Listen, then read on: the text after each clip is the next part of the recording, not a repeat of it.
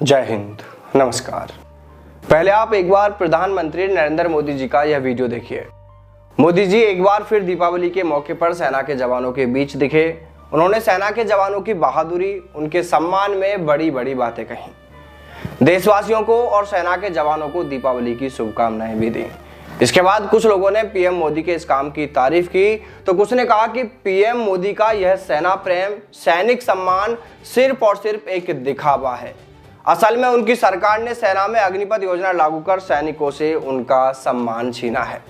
भाजपा सरकार सैनिकों के नाम पर वोट की राजनीति करती है, फिर चाहे देशभक्ति का दिखावा करना हो या सैनिकों के सम्मान के दिखावे में वो बड़ी बड़ी झूठी बातें करना हो, यह सब इस सरकार के नेता मंत्रियों तक को बहुत अच्छे से आता है और बाकी का जो रहा सहा काम है उसे पूरा कर देती है सरकार की मीडिया। क्योंकि देखिए, अगर इस सरकार को सैनिकों की जरा भी फिक्र होती तो सरकार अग्निपथ जैसी योजना तो बिल्कुल नहीं लेकर आती।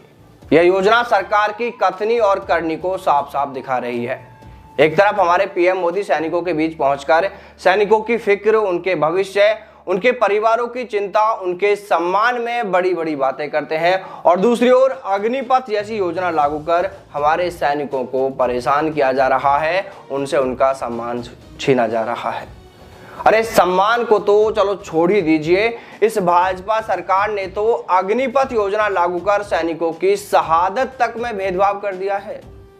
देश पर अपना सर्वोच्च बलिदान देने वाले सैनिकों तक से उनका सम्मान छीन लिया गया है। और अगर मैं गलत हूं तो प्रधानमंत्री नरेंद्र मोदी जी, रक्षा मंत्री राजनाथ सिंह, सरकार के वो तमाम सलाहकार और नेता मंत्री जो इस अग्निपथ योजना को लेकर बड़ी बड़ी बातें करते हैं, इस योजना का गुणगान करते हैं, वो जरा बताएं तो सही कि क्या यही है आपका सैनिक सम्मान? क्या यही है देशभक्ति? क्या यही है देश पर बलिदान होने वालों के लिए सम्मान? देखिए, सीमा पर खड़ा हर जवान, चाहे वो एक अग्निवीर हो या परमानेंट सैनिक हो, सभी देश की रक्षा सुरक्षा में तैनात हैं। दुश्मन की गोली का जितना खतरा हमारे एक परमानेंट सैनिक को है, उतना ही खतरा अग्निवीर को भी है। क्योंकि दुश्मन की गोली यह देखकर आगे नहीं चलती है कि सामने खड़ा जो सैनिक है वो परमानेंट सैनिक है या अग्निवीर है। इसी तरह सियाचिन ग्लेशियर में हड्डियां गला देने वाली बर्फीली पोस्ट पर भी अग्निवीर और हमारे परमानेंट सैनिक दोनों के लिए ही खतरा बराबर है। यानी अग्निवीर हर उस मोर्चे पर तैनात है जहां पर हमारे परमानेंट सैनिक तैनात हैं। दोनों के कंधे पर देश की रक्षा सुरक्षा की जिम्मेदारी बराबर है, दोनों बराबर काम कर रहे हैं। लेकिन अग्निवीरों को लाभ और सुविधाओं के नाम पर बराबर का हक नहीं दिया जा रहा है। हमारे पीएम सैनिकों के बीच पहुंचकर बड़ी बड़ी बातें कर रहे हैं, लेकिन क्या उनको नहीं पता यह कि उन्हीं के द्वारा लागू की गई अग्निपथ योजना से हमारे सैनिक कितने परेशान हैं? इस अग्निपथ योजना ने तो सैनिकों से उनकी शहादत पर मिलने वाला सम्मान छीन लिया।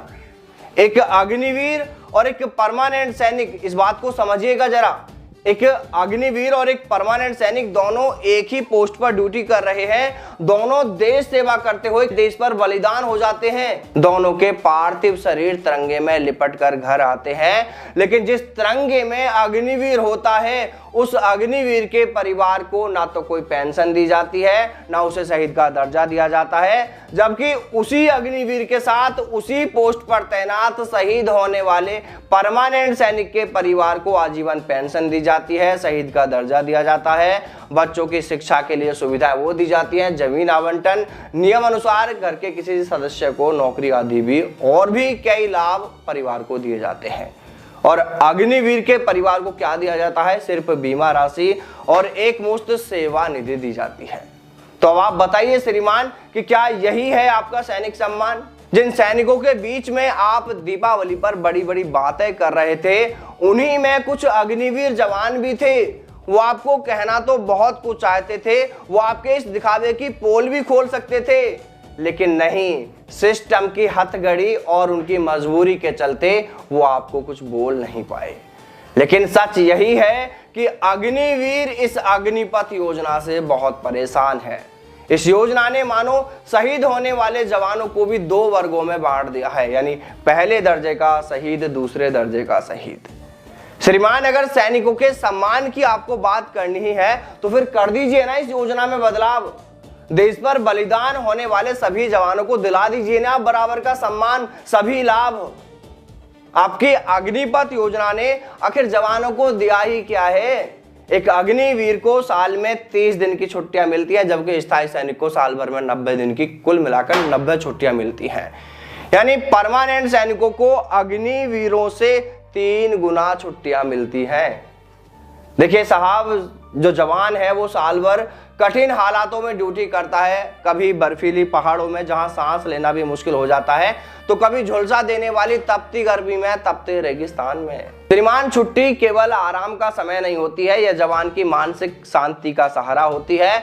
छुट्टियां ही वह समय है जब जवान अपने परिवार, अपने माता पिता, अपने भाई बहनों से मिलकर अपने मन का बोझ हल्का करते हैं। सरकार बताए तो सही कि जब खतरा और जिम्मेदारी दोनों के लिए बराबर है, दोनों ही एक पोस्ट पर एक जैसी ड्यूटी कर रहे हैं, तो फिर छुट्टियों में साहब यह भेदभाव क्यों? क्या यही सैनिक सम्मान है? क्या सरकार को लगता है कि अग्निवीरों को आराम की जरूरत ही नहीं है? क्या अग्निवीर इंसान नहीं है? क्या वो कोई मशीन है, कोई रोबोट है जो उन्हें बिना थके वो चलते रहेंगे? नहीं साहब, ऐसा नहीं है। अग्निवीर भी इंसान ही है। वही दर्द, वही थकान, वही भावनाएं उनके भीतर भी है, इसलिए उनके लिए भी छुट्टियां बढ़ाई जानी चाहिए। 90 दिन ना सही पर कम से कम 60 दिन की छुट्टियां तो की जानी ही चाहिए। अब इसी तरह आप वेतन की बात भी कर लीजिए, देख लीजिएगा। अग्निवीर को पहले साल इन हैंड वेतन जो मिलता है वो लगभग 21,000 रुपए मिलता है। वहीं स्थायी सैनिक को बेसिक पे, महंगाई भत्ता, इन सबको जोड़कर मिलाकर लगभग 40,000 से 50,000 रुपए के बीच में वेतन मिलता है। यानी अग्निवीरों को परमानेंट सैनिक के मुकाबले आधा वेतन ही मिलता है। श्रीमान, ऐसा क्यों? क्या अग्निवीर वहां पर पिकनिक पर गए हैं, मटर छीलने के लिए गए हैं? क्या वो वहां पर ड्यूटी नहीं कर रहे हैं? क्या उनके लिए वहां पर खतरा नहीं है? अरे जब अग्निवीर और परमानेंट सैनिक दोनों एक ही पोस्ट पर तैनात है, एक जैसी बराबर ड्यूटी कर रहे हैं, दोनों के लिए बराबर का खतरा है, तो फिर वेतन बराबर क्यों नहीं है? या फिर सरकार यह मानती है कि अग्निवीर 4 साल के लिए कॉन्ट्रैक्ट पर आए दिहाड़ी मजदूर हैं? आप एक तरफ सैनिकों के बीच पहुंचकर उनके सम्मान की बातें करते हैं और दूसरी ओर आप अग्निपथ योजना लागू कर सैनिकों के साथ इतना भेदभाव कर रहे हैं। अगर आपको सेना से इतना ही लगाव है, आपके अंदर इतना ही सैन्य सम्मान है, तो फिर कर दीजिए ना साहब अग्निवीरों का वेतन भी परमानेंट सैनिकों के बराबर। उन्हें भी दिला दीजिए वही वो लाभ जो परमानेंट सैनिकों को मिलते हैं। और देखिए साहब, सबसे बड़ा सवाल तो यह है कि अग्निवीर योजना के तहत 4 साल बाद केवल 25% जवानों को ही परमानेंट किया जाएगा, तो फिर वो बाकी के जो 75% है 4 साल बाद उनका क्या होगा? सोचिए, एक जवान जिसने 4 साल तक दुश्मन के सामने खड़े रहकर मौत से आंखें मिलाई हो, सीमा पर दुश्मन से लड़ा हो, उसे 4 साल बाद देश सेवा का यह इनाम दिया जाता है, बेरोजगारी का तोहफा। क्या 4 साल बाद सरकार की जिम्मेदारी खत्म हो जाती है? अच्छा, आपकी सरकार यह भी कहती है कि 4 साल बाद बाहर होने वाले 75% अग्निवीरों को अलग अलग डिपार्टमेंटों में नौकरियों में आरक्षण दिया जाएगा। तो आप इसके लिए एक बार अच्छे से कैलकुलेशन करा लीजिए और फिर उसको देख लीजिए और फिर बता भी दीजिए।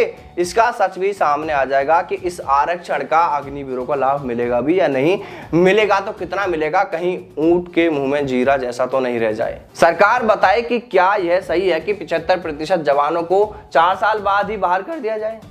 क्या यह सेना जैसे अनुशासित और सम्मानित संगठन के साथ खिलवाड़ नहीं है? देश के लिए अपनी जान तक देने के लिए तैयार रहने वाले उन अग्निवीरों के भविष्य के साथ में यह धोखा नहीं है? आप सैनिकों के सम्मान में श्रीमान बड़ी बड़ी बातें कर रहे हैं, तो कर दीजिए यह ऐलान कि 25% की जगह 50% से अधिक को 4 साल बाद परमानेंट किया जाएगा। अरे इस अग्निपथ योजना में कितनी कमियां गिनाऊं, आप कितनी कमियों को सुधारोगे? इस योजना में जनाब कमियां ही कमियां हैं। अगर सच में आप सैनिकों के हित, उनके भविष्य, उनके परिवार के बारे में सोचते हैं, तो आपको इस अग्निपथ योजना को ही खत्म करने के बारे में विचार करना चाहिए, क्योंकि यह अग्निपथ योजना सैनिकों से उनका सम्मान छीनती है, उनसे बराबरी का हक छीनती है, सैनिकों के अंदर भेदभाव की दीवार खड़ी करती है, सैनिकों के मनोबल को तोड़ती है। इसलिए जितना जल्दी हो सकता है सरकार को इस योजना को वापस लेने पर विचार करना चाहिए।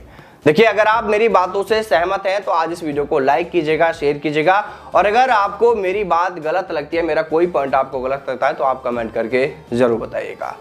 जय हिंद, जय भारत, वंदे मातरम।